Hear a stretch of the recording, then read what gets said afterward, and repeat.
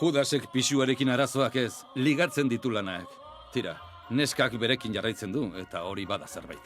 Bueno, eta orain galdetuko dira, eta nola gustatzen zaizkion txinatarrei zera, mutilak, ez? Neska txinatarrei mutilak. Gutxient, da, Maranjar, si Juan. Gauza ederra da dokumentatzea. Galdetu, Judas, galdetu. Guri ere interesatzen zaigu gauza hoien berri izatea. Bada ezpada. Eta esate dut, guapuak, altuak, indartzuak, ondo jantziak. Gutxi da.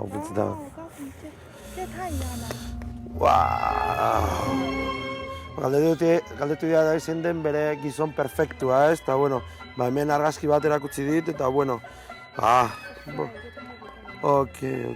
Ok, women bai, sí. Women...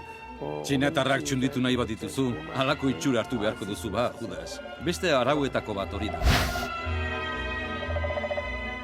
2 ordu barru geratu naiz berarekin bolera batean. 2 ordu ditut bere ametsetako gizona bihurtzeko.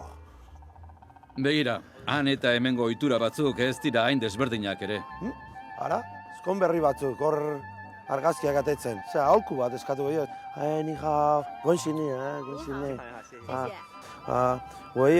Xi dantzi da, sema zuenega, nide... 了解的也是通过朋友吧，在网络上认识的。理解。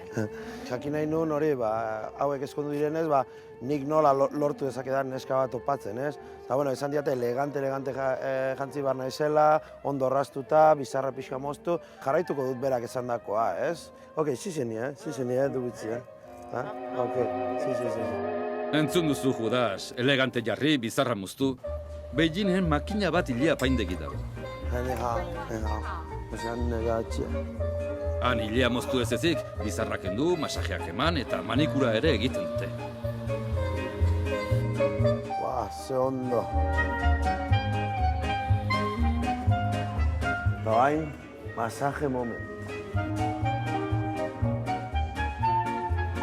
Maharaia bat dirudi. Maharaia baino, enperadorea esango nukenik.